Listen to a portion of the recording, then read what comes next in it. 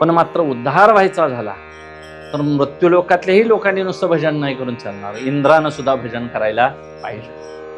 इंद्र चंद्र महेंद्र येथे ब्रह्मादिक गीते गाते। ज्ञानोबरायांचं तुकोबरायांचं भजन महाराज स्वर्गातला इंद्रही करतो नव्हे, ब्रह्मदेवही भजन करतो। हे तुम्ही आम्हीच माळकरी करतो असं कुणी मानायची गरज नाही। तुम्ही आम्ही माळकरी करतोय हे नुसतं एक विधी कारणानं आम्ही इकडे आलोय, नाहीतर मनपूर्वक भजनाला आलोय असं कुणीही मी सुद्धा ठाम सांगू शकत नाही। मी असं का म्हणायचं, कारण वक्ता श्रेष्ठ मांडलाय म्हणून।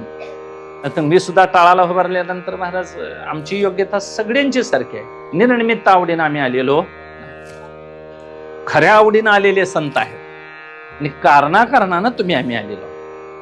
त्यात काहीतरी भीती आहे, माळ घातलेली आहे, लोक काहीतरी म्हणतील, एकादशीला देवळाकडे येत नाही, हरिपाठ म्हणत नाही, लोकांच्या भीतीनं थोडंसं भजनाकडे यायचं।